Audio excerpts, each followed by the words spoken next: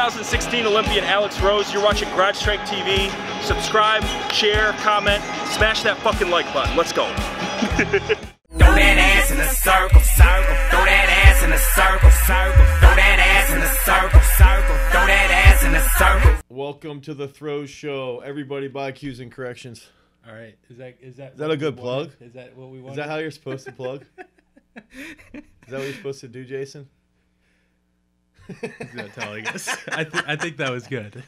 No, but seriously, so we did release a book called Cues and Corrections, Fixes to Common Technical Errors. And so what we ended up doing at Throws University is Trevor and I will frequently be standing out at the shot circles and just always sort of having like, hey, you know, this person does this. What do you think about X, Y, and Z? And he and I will sort of feed off of each other with these technical cues, and when we see errors, and even today, you know, you bring in Keely's video over, and then I might say something about Rachel or whoever, and just going back and forth. And so what we ended up doing is we sat there like, hey, why don't we come up with a book where it's very simple, where you have pictures of a mistake at the top, then the correction at the bottom, and then on the right side would be 3 cues on how to improve the actual movement that we're looking at. So it's very applied and very practical, and it's all stuff that he and I have played around with a lot over the last year, and experimenting with different athletes of all sizes and capabilities. So if you're one of those coaches that wants to talk about how you can't do certain things because that person has height, or this person can't do this because of their levers, or whatever your excuse is, we cover every size, shape, male, female. Actually, I think there might be more females in here than anything, but because they take corrections a lot better than males do, because they actually listen. And don't come up with stupid ideas in their head in the middle of a throwing session. But so we put that together. I mean, I did most of the work. No, Trevor did most of the work on this. I feel like you do most of the work anyway. But yeah, well, it's all stuff that we've been. I mean, it's both of our ideas, and it's stuff we've been, you know, talking back and forth with each other, you know, through basically the last. What probably goes back to the last 8 years, 9 years that we've actually been like, right, you know, I mean, figuring all this out. Yeah, but yeah, one thing also with this book is that it's tangible stuff. Like, it's not, we don't use like weird words that just we came up with and it's just in our system that if you'd hear it, you would have no idea what we're talking about. It's just like all applied stuff, and yeah. I think really it's, dude, I mean, I've had ridiculous feedback from people. I mean, on Throws You, people have messaged us. Plus, on my own personal account, all people be like, the coach at Christian Brothers Academy at CBA, he's like, dude, that book is unbelievable. It's like going to practice and just holding it up and watching somebody. Yeah. Which is a really good social media post that I thought about and never actually did. Maybe I'll do that tomorrow with Rachel. Yeah. But yeah, so it's Cues back in stock. Yeah, it's back in stock. It's at throwsuniversity.com. You can get it in digital form, or you can get it in hard copy. And if you're in southeastern Pennsylvania, you can pick it up at Garage Strength. And I am going to be presenting at the Wisconsin Track and Field Coaches Association seminar clinic in next weekend. Man, next weekend I'm going to be presenting, and I'll have hopefully at least 24 copies with me there. So yeah, if anybody's interested, you know, message us, comment, anything, and we'll get you the book. But it is available online, so buy it if you want to throw far. If you want to have throwers, throw far.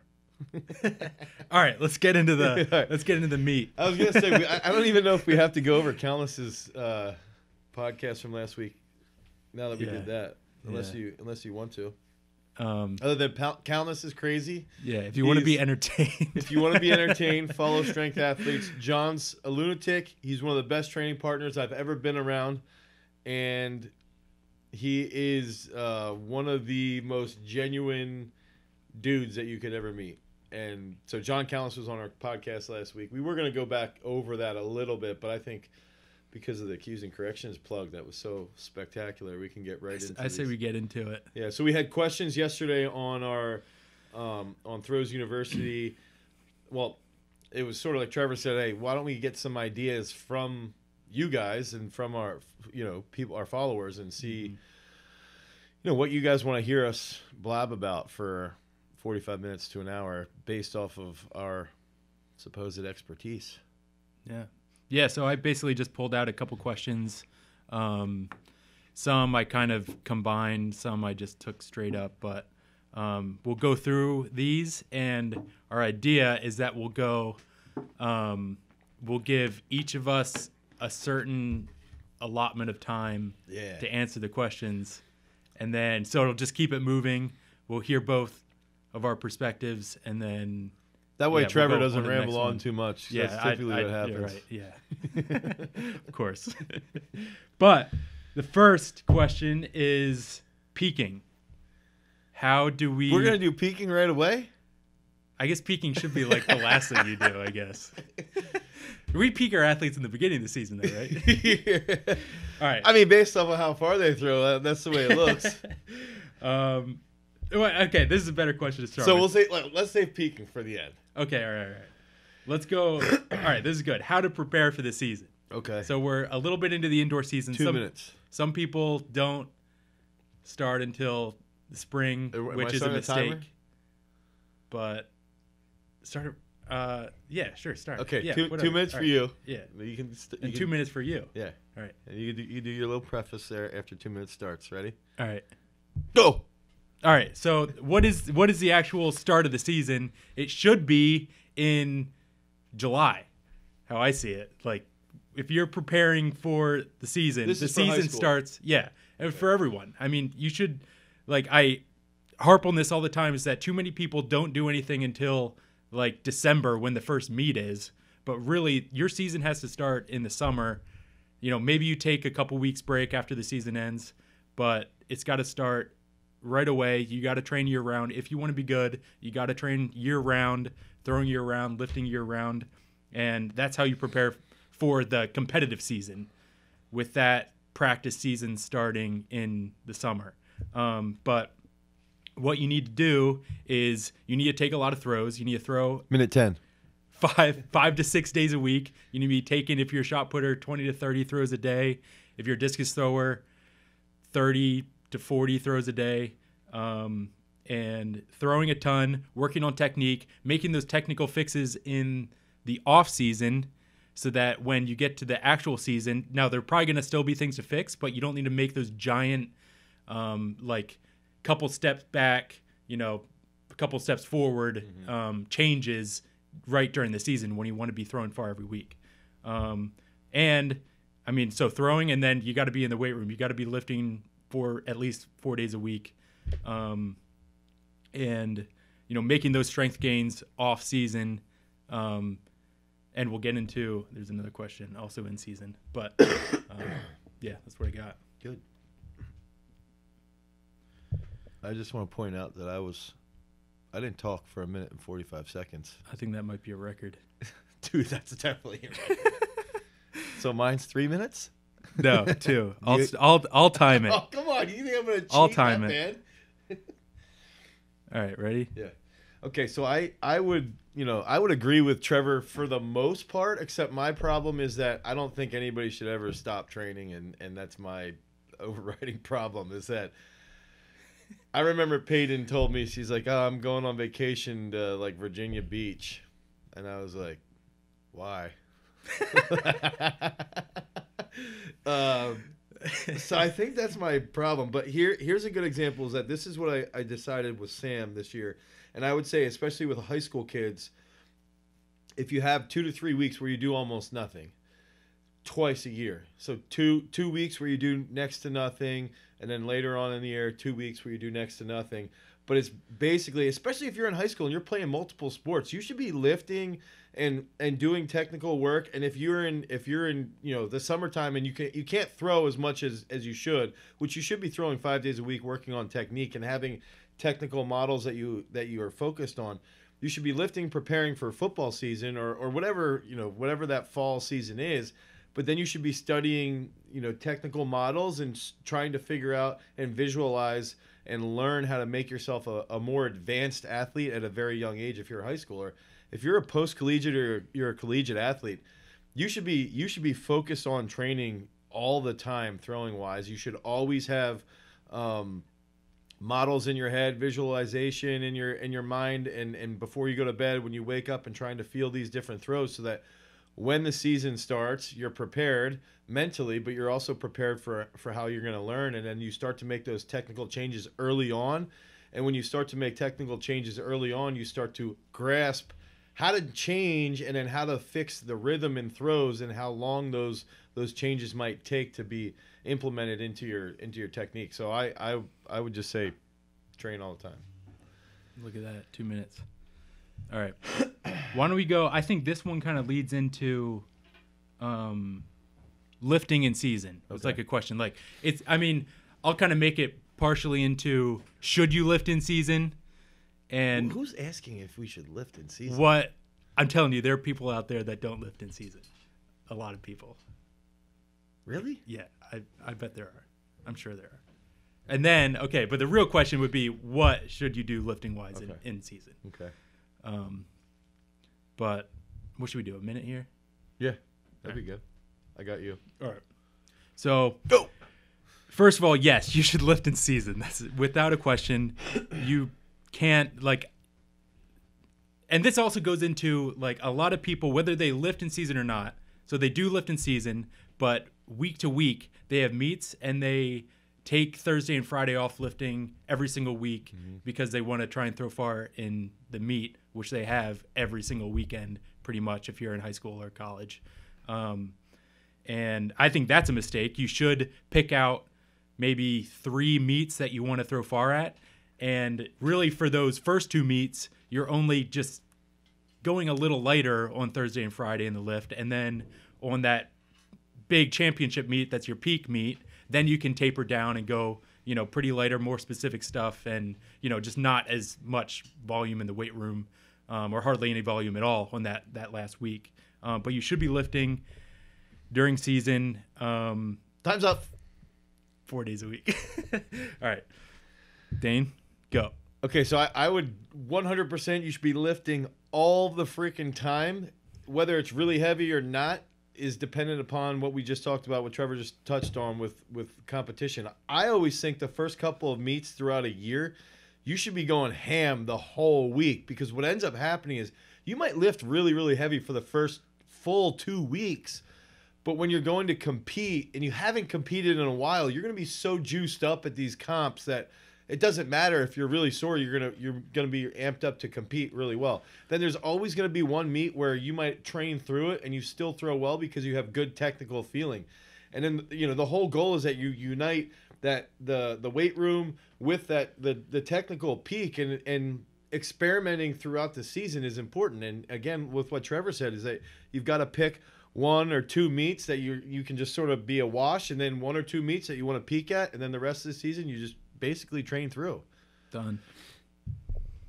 Yeah. All right, now we'll go into this question is making progress when you don't have a coach. This will be a 10-second one. No. Do you want to start with this one? Yeah, I'll start with that. Okay. How long should we go? Minute and a half. All right. Ready, go. Okay, so I think this is pretty practical for me, because the last 2 or 3 years of my career, I didn't have a coach. And I think that, again, I sort of wish that Throws University existed then. 1, for myself, because I would have had a better mindset training-wise, but 2, because I would have had somebody as a resource to use. And I think that that's the most important thing, is that you've got to always check yourself as an individual. So I just decided that I'm going to try and back squat 220 for a set of 10, right? So the first person I talk to is the mobility doc. And the reason why I'm going to talk to mobility doc is I want him to assess my squatting pattern so he can really decide, like, hey, this is where you're really weak. This is how you got to target this stuff. And I think that carries back into throwing clearly. If you don't have a coach, you don't want to program everything based around your strengths. You want to program everything around your weaknesses in the beginning of the year and even through the middle of the season. But then on top of that, you've got to have a technical check on a regular basis. I would say minimum of once a week, hopefully twice a week. And that's where Throws University can come into play, is that we're offering, these technical analysis that you can buy. You can even get training programs that we design and are extremely successful. So I think that it's okay to train by yourself. I think it's really good for you as a competitor, but you've always got to have an external check, whether that is some online coach or it's just something as simple as buying a technical analysis. I think it's pretty easy. Done. Good. Ready? All right. Go. So I trained my last 2 years at college without a technical coach on site. And now I did have Dane as a resource back then, but he wasn't there. I was training, whenever I was at college, I was on my own. But I think that actually, I threw 2 meters further in those 2 years. I went from 16 to 18 meters without a coach. And what I truly think is that not having a coach it was either a sink or swim sort of dynamic that happened. It's like either you got to step up, you got to find what motivates you and what your goals are, and you got to decide if that's something you actually want to do or not. And if it is, then that's going to be the motivation. Whatever that goal is in your head, that's going to be the motivation that's going to get you out to train hard every day without someone keeping you accountable. Yeah. But I think if you don't have a coach, you got to find some sort of resource on your own. You need to hold yourself accountable or find a training partner to hold you accountable so that you get out there every single day to do your training, because it's real easy when you don't have to do something to just say, I'll just take today off, whatever. I'm not feeling good. I'm just going to take today off. It's like, no, even if you're not feeling good, you got to get out there. You got to train hard. And it's tough. Like, it's not easy, but there are resources online you can use. I think to go on top of that, I think it's not just about the accountability of of actually going to training. It's also the accountability of following a full-fledged plan, because just talking with a couple of these guys that have bought programs from us online, they're so used to being like, well, today I'm just going to go into the gym and do this. And it's like, okay, so 5 days a week you end up just going into the gym and doing Bize and Trize, and it's like, no, that's not how you become a world class or an elite high school thrower. So I think that's another aspect, is it's just you're not going to go into the gym and just putz around and pick what you want to do. It's a full blown plan that you're the canvas and there's somebody who's created it and you've got to follow it. So, and that's where that's like stuff I struggle with, and I did write a blog on this, but one of my biggest problems too was just being like an absolute meathead in the circle every single day. Just every single day valuing how far I was throwing and not actually what I was doing technically wise, and just trying to smash every single throw. How bad is it that I already, in my mind, before I talked to John about the squat thing, because I was like, I know my squats technique's terrible. Like, I just collapse, and I'm like, well, it's just because of my build. Like, I'm just gonna hammer through and just get stronger. But then I'm like, dude, the best powerlifters in the world actually have really good squat technique. Like, maybe I should try and fix my squat technique and then get stronger. Yeah. But then I was like, no. And I messaged John. He's like, dude, you could add 50 pounds of your squat just by not diving forward. Yeah. But that means you have to have technical training sessions with the squat, and it's the exact same freaking thing for throwing. Yeah. All right, we rambled on that one. That's okay. Yeah, that's a good one. I feel like Jason's been walking around the room for like the last 20 minutes, breathing heavy on everything.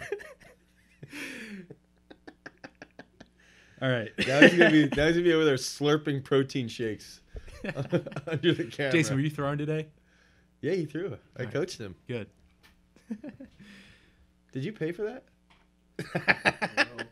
A little. I said I will. Oh. All right. Well, now we're up to peaking. I feel like we breezed through those questions. Oh, we're already to peaking? Yeah, I had 5 questions. Do you want to go over any other No. Actually, no, I have one more. I missed one. We only did 3 so far. All right. How to stop fouling. All right. we could go glide, spin, and discus. Yeah. Let's go 3 minutes. All right. You or me? I'll start. I like going. I'll do peaking first. All right. Ready? All right. So how to stop fouling? I actually don't think. I mean, it depends whether you get into it really technically or not. But I think the best way to stop fouling, and I'm guessing this is fouling in a meet. And I think it's with a rotational shot. I feel like is mainly the problem for most people. Yeah, I mean, but everyone can have fouling problems. But some people will foul all their training throws, and when they get into a meet, they just automatically save them, and they're lucky, and it just works out for them that way. But most people, if you're fouling in training sessions, there's a good chance you're going to be fouling in the meet as well. So the bottom line, just in general, a broad scope, is you got to save your training throws, and both save your training throws and set up like mock meets, or say like, all right, the last 5-6 throws of the training session, I'm going to go harder. I'm going to treat this like a competition. I'm going to save the throws. Now, sometimes actually what happens is that if you're fouling all practice, it's going to be really hard to go back and start saving throws because you already have the feeling of fouling all those throws already. So if you're really trying to stop fouling, I would start saving throws from your standing throw, from the first easy throw you take, slowly ramp up, taking easy throws, making sure you save them. Start going a little harder, and once you foul a throw, go back a little bit. Ease up a little bit, save the next throw, and just keep saving throws and keep increasing the intensity as you go through the training session. And I think if you hold yourself to that, keep yourself accountable to saving throws and not going as hard as you can and fouling, and if you do, just take it back a little bit. I think that's the best way, from a general point of view, to stop fouling. Now, from a technical point of view, I think the biggest reason people foul is because they land on their left leg. I think this goes across every single technique. But if when your left foot touches down, if your body weight is primarily on top of it, it's going to be very hard to save. You need to keep your weight over the right foot, the dominant foot, until your left foot gets down, and then only after the left foot gets down can you start to transfer forward, start to rotate forward, and put a little bit more weight on your left. But at that point, your upper body's already ready to release, and you can just continue that rotation around, or in the glide, that hang over the toe board, and save the throw. Time. Okay. Ready? Yeah. Go. Okay, so I sort of disagree with Trevor a little bit on this one. I don't think that you should be saving throws in training unless they're blatant fouls. But I do agree mock meets, I think, are key. I think one thing that I really like to do with the post-collegiate guys is that we'll sit there and be like, okay, let's go like 6 to 8 throws like ham, and you try and save them. And what ends up happening is you have that very high intensity, those very highly intense throws. And I try and think about almost like potentiation in the weight room. So they take these very high technical throws where they save, 6 to 8 throws. And then when they back off for the last 5 throws where they just get good technical throws in, their nervous system's wired a little bit higher, and they're going to be a little bit more crisp, and they're not going to be thinking about, they won't be blowing out of the circle. I think the biggest thing that is also based around fouling is that it's the fear of fouling. Like most things that happen in life are happening because people fear them, and I think a lot of people fear fouling, so they'll hit and they'll change their finish. So instead of finishing forward and using that left side and then rotating well, they end up hitting and they'll jump, and then they're off balance and they'll fall out of the circle, and then they end up losing distance on the throw as well. So I think that. And then they'll be frustrated, and they're barely going to make it into finals, and then they got to technically reach and really push things on that third throw, and they might foul out or not throw as far as they want to because they're pressing everything then. So I do like to consider, though, that when you're training, that if you're a spinner especially in discus or in shot, but mainly in the shot, that if you're going to come out, if your left leg comes out, if you're right-handed thrower, when you reverse, if your left leg just lands out, then to me that's a meat save. If you rotate, the left foot lands out of the toe board, that's a meat save. But if you're landing out and that right's coming out as well, and you're barely saving that right to stay in the circle, that's not something that you can save. So there's got to be something off technically. And what I end up thinking is that you've got to be tighter out of the back if you're a spinner, if you're throwing discus. You've got to catch the shot back over the right, or keep the discus back when the left is grounding.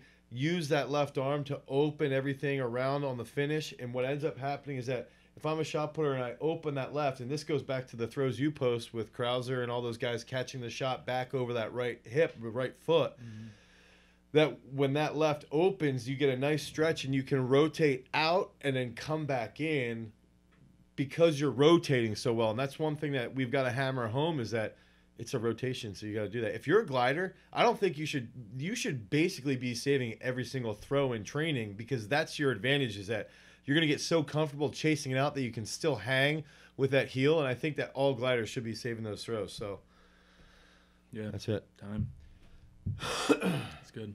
Yeah, I think with doing the ultimate, like, kind of what I was going through a little bit is you've got a serious fouling problem in meets, and like you can't figure it out. Then you got to take that step back. You got to, yeah, and that's kind of is like you have more high school kids, and I have more, college and in post-collegiate. So it's like high school kids that are always fouling, like you've got to be like, all right, I need to put a Band-Aid on this fast, and I can't foul. And a lot of that too just comes down to confidence too. Like if you're confident you can save the throw, you're probably going to save it. It's the same thing that you're saying with like the, afraid that you might foul it. Like if you're confident, you've been saving throws all the time, and you're confident you can do it, you're going to do it. And I think what a real quick cue could be is just making them do like no feet throws, where they get to the front and they just stick it.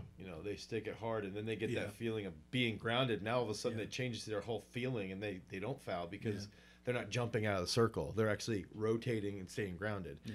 And that to me, it's the value of what do you want to value, and for me in the rotation is that you do want to value that rotational finish. A linear acceleration path, I'm still not sure the physics are accurate around having a linear acceleration path over a longer rotational acceleration path. I did want to talk about that today. That really doesn't have a lot to do with saving a foul, but that popped into my head like over here. Yeah, I mean it does. I think like if you think linear out, that means more of the energy is going to go out. Now with the glider, that's okay because they can hang on the finish. Right. But with a spinner, if you go out, you're going to probably. This is what I always say. Do you ever have those foxtails? No. What are you talking foxtail was a thing that was like, it was a ball, and then there was this long, loose thing on the end, and you could go like this and then let it go, and it would just. You could throw it, like my brother and I used to launch them like 100 yards. Okay, yeah. Maybe not 100 yards, but far. Yeah. And to me, that's what a spin is. Yeah. And it's like, if I can do that, if I can rotate hard and then I can hit it, my energy's getting the shot, and then I just rotate back in. Yeah, right. So this goes back to the foxtail. You're not doing like this, and then on the last turn making it a linear acceleration. Right. So that's it's a tangent path. Right. That's where if you're rotating and something shoots off, it goes in the same path that it's been going. Yeah. So where's the missing link that people believe that you have to do this linear finish in the spin, like they call it linear drive or whatever? Yeah, I don't know. Where's the missing link on them not comprehending physics? Yeah, I don't know. I mean, maybe it's just that they think they can reach out further over the toe board, but I think you can do that and still be rotational. They're not thinking that. What about glide reverse for spinners? I think that's okay for you. I think that is actually a good way to start to feel saving it in the high school.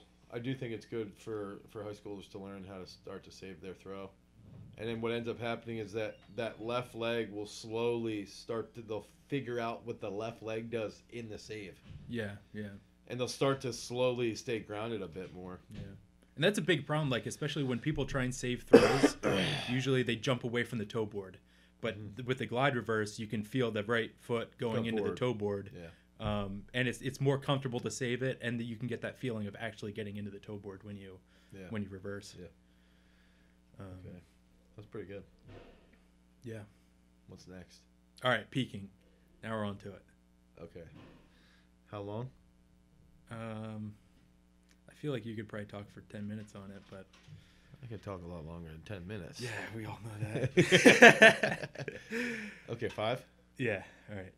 And if I feel like it's too long-winded, Yeah. I've got like one thing I want to say, and then what I'll is probably it? just let you ramble. I'll start. Why don't we just do 5 minutes of you and I, Okay, yeah, that works. and I'll talk about what I like to try and figure out. Yeah, yeah. So I think, sorry, Trevor, come on.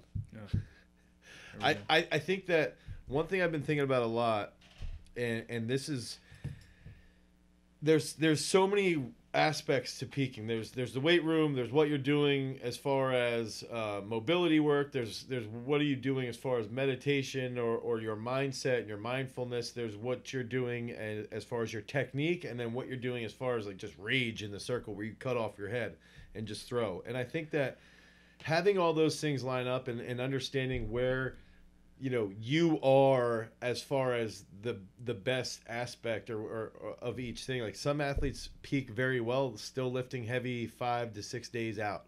Some athletes peak really, really well by cutting volume hard for the last 2 weeks so their body can completely recover. And then on top of that, you have some athletes that can lift really heavy, but they can't take as many throws. And then the other athletes that you have to cut the volume back so much in the weight room because they like to take more throws in the circle because they have a better connection. And I think that, the whole goal of a coach is to try and figure out, like, where are we at with the weight room? Where are we at with the circle? Where are we at with technique? And then how are we going to factor in visualizing throws? How can you start to mimic what you're going to be doing in a competition in practice? So you start to visualize things. You might set the pace back a little bit more because that's how slow the meet's going to be when they're competing. And you start to understand that. And one thing that I've even been thinking about, with Rachel, because as we start to lead into like a small peak, is that we're not going to do lifts like single leg squats as much or step ups or anything because they just tear her up. She gets so sore, and then she can't throw for 2 or 3 days. So, but the problem is that those movements really, really help her mobility. So from my perspective now as her coach, I got to say, okay, how can I make sure that mobility is getting triggered and it's getting ignited so she can still hit really deep, nice positions with her hips, but not beat her up? And that's got to be factored in as well to how she's going to be peaking, because that can, that extra mobility might have a little bit of a delay on her recovery then because it's an extra stimulus. So those are all things that have to be figured out ahead of time. And then you've got to start to figure out, well, what lifts do they peak really well with? What lifts help them throw the best? What implements paired with those lifts help them throw the best? And then on top of that, you have to start to see what cues, if I'm in a technical phase and we're just working on, the left leg being the most important aspect of the throw for Rachel or Sam is a good example too. The left leg and that left arm being the most important aspect. Well, now all of a sudden, is that going to be the best cues for them peaking wise? So it's like you've got that might be the best technical improvement cues, but the best cues for peaking might be, we get in the meet and you just smash that right shoulder, and if anything's off a little bit too much out of the back into the middle, well, then you just give them that one small cue. So I think that there's so many different aspects that have to be factored into peaking somebody, and this goes back to why you should have a coach, why you should have somebody who can hold you accountable for all these different things, because when all of them line up very, very well, that's when you see these people that are getting 1 meter PRs, 1.5 meter PRs, on the season best and stuff like that, because everything's uniting for one big, huge culmination of a monster throw. Mm-hmm. But it's got to be, you've got to study your temperament and the athlete type and mobility and all that, and then the implements and what kind of implements impact the technique and speed and then the weight room. Yeah. Yeah, I think that, and like peaking in that competition is just the realization of training. Like everything that's built up, like you said, everything's built up, and that's just a realization, both physically and mentally, of what you're capable of going into the competition. I think I absolutely think peaking and throwing far in your most competitive competition of the season comes down to confidence. And now there are a lot of things you can do in the weight room, what shot you're throwing, different exercises that are going to make you feel confident, because I think you feel confident when you're both fresh, you feel explosive, you feel like you have a lot of pop, you're not sore, you're not like run down from training, and that's where tapering comes into play, where you have confidence in your coach and their ability to kind of periodize you and taper you in that way, and just confidence in yourself that you know that I've worked all season for this competition. I'm feeling good. My technique's been consistent over the last month, or even just the last week, or even just the last couple days. Yeah, it's feeling consistent. And even if it's not, you still know right. And that's where it's a coach's responsibility to instill that confidence as well. Yeah. And that if they have, making them realize that 2 days out from the competition they have a bad day, okay, that's fine. It's fine to have a bad day.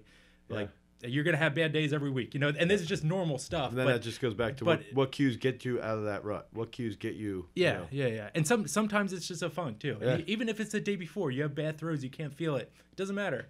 You go into a competition, you have a completely different mindset, you have a completely different feeling. But as long as you're not doubting yourself and second guessing stuff, you'll be fine. You're gonna be fine going into it. Especially with 500 milligrams of caffeine. Yes. And that's actually where that's where I think superstitions and those little things mantras, you do, rituals, the mantras, the rituals, they work because it makes you feel comfortable, and it makes you confident in what you're doing, and that's a lot of it's just a mental game. Dude, Piros Dimas is one of the greatest weightlifters of all time. He sat there and he was like, I've spent 3 weeks with this guy in a hotel. We've talked about everything, and one thing he said is he's like, dude, every time I would go to a meet, I would take a rabbit foot that his daughter gave him when she was like 4, and I would take he would take his other daughter's t-shirt, and he would take them with him, and he would hold them after weigh-ins, and he was like, I didn't think they were lucky, but they were from my kids, and that's what I was lifting for, was for them. And he did it every single time, and he would have chicken, rice, and a little bit of bone broth every single time after weigh-ins. He was like, that was the ritual every single time, and I think that has to be understood, that these rituals are effective, or superstitions are effective, not because they're like luck, but it's actually because it's making you comfortable. I think too, one thing I wanted to point out from the scientific side is that I think about this with Rachel versus Sam. Sam is a very, for the most part, technically sound or technically minded individual. So he doesn't. So if we would peak Sam with like no feet snatches or no brush, no feet snatches, he would be okay, because he likes finding the feeling, and he likes to have to make that adaptation to his body in a training sense in the weight room, because that'll actually give him more mind control later, as when he's in the circle, because he's gonna feel strong, like, oh man, I figured out no contact muscle snatch, like I just PR'd that, it's a really technical lift, and it's subliminal, but it's still there. Whereas someone like Rachel, if you throw a technical lift into her peaks, it could completely screw up her technical mindset in the circle, and that's, people don't ever talk about this stuff. But it actually has an impact on her ability to throw, and other throwers that we have, if they're doing very technical things and they're not technically minded, or if they're doing non-technical lifts and they are technically minded. You've got to, there's so many different characteristics and personality traits, but ultimately it's still, for me, it becomes, you figure out as a coach, what is it that works, And throughout that year, then you sit there, and for that year, you're like, okay, these lifts are working this year to get them here. Yeah. And so it goes back to how can we make them feel strong on a regular basis, or how can we get them, you know, and then it's a superstition almost as a coach. Yo, these lifts worked in the past. Yeah. They're going to work for them again because they're going to do a behind the neck jerk with 210 kilos, and they're going to feel like an animal, and then we're going to cut back, and in 2 weeks they're going to throw big. And that's also part of that sort of comfortable realization of your training. Yeah. And it's not always just like the coach figuring it out. It's like lots of times that's just what you talking to the athlete and listening and figuring out what they like to do. Yeah. You know, because a lot of it's just like they really like this exercise. Put it in their because they're going to be in a better mindset then. Yeah. Everybody's like all they about like reading these freaking books, and it's like, dude, just read your athlete. Stop reading your book. Read your athlete. Right. Yep. Yeah. That should be the title of this podcast. But is there any let's other see where questions? we're at. Oh, 10 minutes. All right. that was bad. I don't have any questions here. Are there any questions on there? I think there's only 17 people watching us. Oh well. So I want you to go first on the Red Hot Minute. All right. Can we put the flames up right now? Yeah. Yo, I love that one with Shigo with the flames. That's cool. You know, anytime someone says Red Hot Minute, the flames appear. Okay. Oh. Flames are coming. All right. Damn it, I'm hot. Oh, here. I got a question right here. I Is just that got Luke? it mailed in. Cutting Luke. Yeah. Cutting weight before Oh my god. in season for peak. He talks about this all the time. Please. For a peak? What are you, a sprinter? Like, no. That's stupid. That can alter your energy. That can alter your power output significantly. I mean, what are we talking about? Like 2 or 3 pounds? Like, or are we talking like 10 pounds? That's stupid. There you go. That's so dumb. Why would a thrower cut weight to peak? Like, what's the biological reason? His reason is he wants to be fast. So you get better technique. The whole purpose of having effective technique is that I can get to the front a little bit faster, and I can accelerate the ball a little bit longer, a little bit faster to the discus, and that's what technique is about. It's not about gaining or losing weight. Like, if you're gonna lose weight, you could drastically decrease your strength, which then has a negative impact on your nervous system, because now I'm trying to cut weight and my calories aren't high enough, so I'm not recovering as well as I should be in training. And so then I'm not getting as much sleep because my body's stressed out, and now all of a sudden I just start this downward spiral because I want to lose weight. Dude, sleep a little bit extra. Take some ZMA Advanced, you cheap discus thrower, and have better sleep, and that's the most effective thing. That's what I was just reading a study that I wanted to send you, Trevor, was the 2 most potent non-nutrition based things in training is actually water consumption, because a little bit extra water you can fire a little bit more effectively. Not excess water, but if you're a little bit more hydrated. So if you have a whole bunch of caffeine and then you add in a little bit more water, you can fire your nervous system a little bit more effectively. But then the second one was sleep. Yeah. Sleep is going to make you faster than trying to lose weight. Yeah. Because that's the stress of losing weight. Dude, especially when you first start to lose weight. Like, think about people when they go on a diet. The first 5 days, you're like, oh my God, I feel like crap. There's a reason why, because you're exiting homeostasis. That's the last place you want to be if you're trying to peak.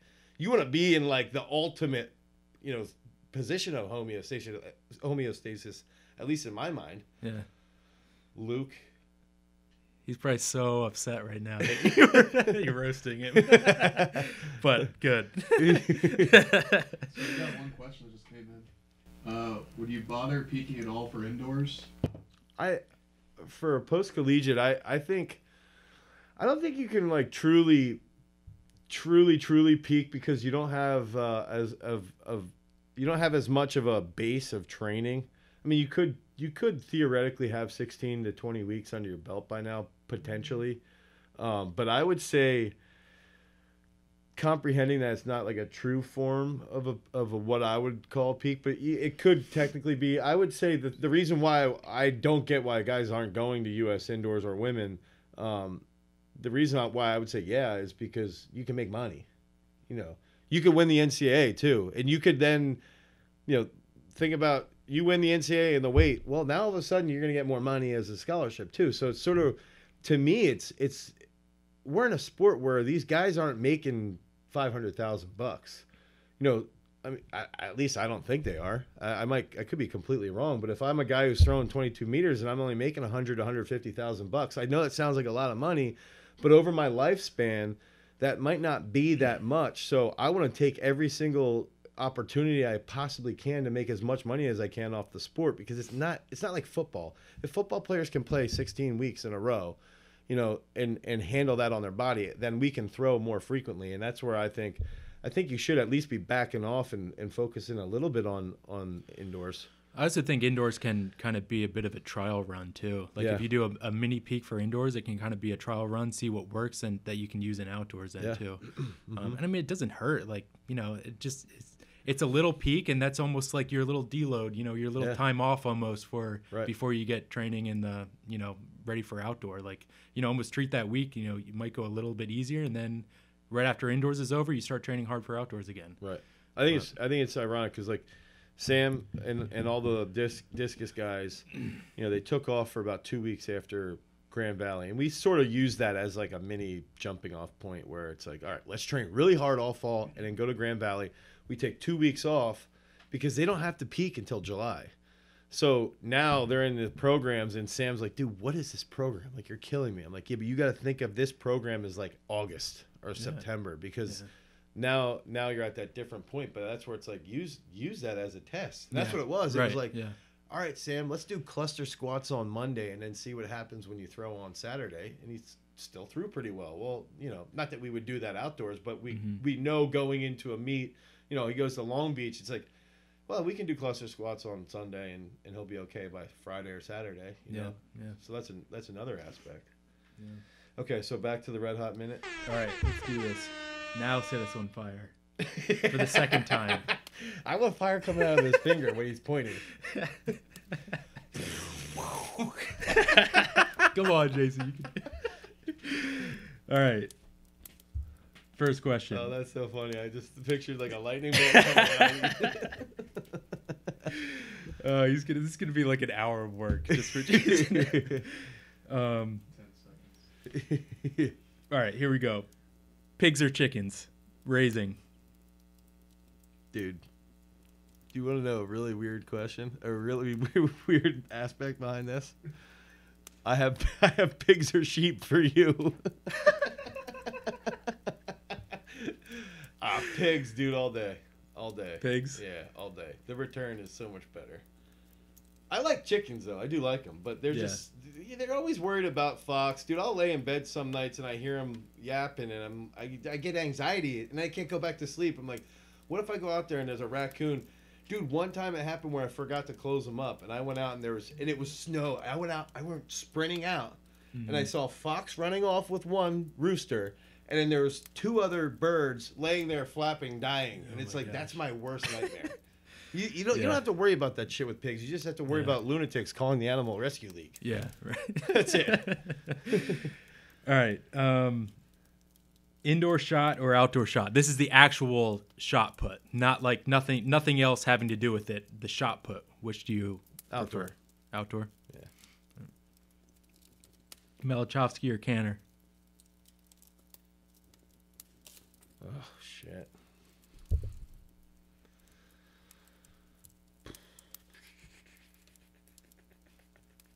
That's a tough one. Yeah, it's really tough because they both have things I really like, and they both have things that I've always wondered why they did them. Yeah. But I think Garrett Canner's a little smarter, so I'm gonna pick him. Sorry, no offense, Malachowski. Coon's so mad right now. No, actually, I would have chose Canner. I was like, he's the correct answer. All right. He competed better under high pressure situations. Yeah. All right. Warm, sour, raw milk or store-bought milk? Oh, warm, sour raw milk, dude. That's what I drink all day. All right. Just wanted to put that out in the open that is your answer. Oh, that's not even a question. Dude, when I have milk from the grocery store, I'm like, it almost tastes like it's microwaved. I'm like, there's just something wrong with this. But I can have warm sour milk and not even think twice about it. Clearly, for my whole life. All right. Is that it? That's all I have. Yeah. Okay. Okay, so I'm going to preface this with Trevor's a Pennsylvania Dutch. And if you don't know what these are, they're Dutchy meals. I see. I'm. You always say I'm Pennsylvania Dutch. I'm not really that Dutchy. I might not even know what these are. Chicken pot pie or beef stroganoff. Oh, okay. All right. I know what those are. Beef stroganoff. That was my go-to meal in college. All right. Maybe I have a little BA Dutch. That was I knew how to make two things in college. It was spaghetti and beef stroganoff. And I wasn't eating one of those two things. So I was making a huge smoothie with a ton of crap in it. Yeah. But. Okay. Shot put 22 meters or discus 70 meters. You're the thrower. I mean, 22 meters in shot. I was shot putter. Ooh. I think I would. No, I think I would say 70 meters is more. I would think is maybe a little bit more prestigious than 22 in shot, but I'd go 22. 70 in stadium though. So you're not out in California, you know you're getting. Yeah, I agree. Yeah. Or open air stadium. I just think just because I was a shot putter, I'd want to go 22. But I think the 70, especially in a stadium, would be the more prestigious. Okay. Sufjan Stevens or the Shins? That's a really good one. Stevens. Yeah, that was a good one. That was a good one. Sufjan I was Stevens. giggling when I made that. Okay. Snatch 315 or bench press 500? Bench 500. Yeah, of course. You're such a loser. But I would, yeah. But snatching 315 is way cooler. But I would probably still rather You just go with the 500. All right. What's the next one? Pig or sheep? So. Well, see, I actually did raise. I've never personally raised pigs. We have pigs on the farm, yeah. but I have raised chickens too. But I say pigs just stink. They stink terribly. Really? Yes. Maybe I just don't smell them. Maybe But that's just me. You also only have like 2 or 3 of them. Yeah. When there's more of them together, they make a bit more of a mess. But dude, you get just the littlest bit of crap on your that's your true, fingers, and it never goes away. It doesn't go. It yeah, goes no, away. that's true. It takes like 2 or 3 days to go away. Yeah, that's true. But I like sheep. All we do is just set them out on like idle pasture, and they just do their own thing pretty much. They're really low maintenance. Okay, here's the last one, and I'm interested on this one. You're a climber. Okay, you're a mountain climber. Summit Mount Everest or K2. And I just want this to be clear, is that the difference is like 300 feet. And K2, which is shorter, is supposed to be a more difficult climb. That's what I was thinking. I don't know a whole lot about that, but I was thinking that K2 was harder. I didn't know how much the elevation. But summit Mount Everest. Mount Everest is Mount Everest. Yeah. Like, I mean, if I was actually a climber, like I'm sure K2 is the right answer just because it's harder. Yeah. But like as a nobody, who no one probably even knows what K2 is, like Mount Everest. Okay. Yeah. I'd say so. All right. And that concludes this episode of the Throw Show. Thanks for tuning in, everybody. Thanks a lot. Peace. I thought that this camp was invaluable to my technique and how I throw. My distance has already improved a ton.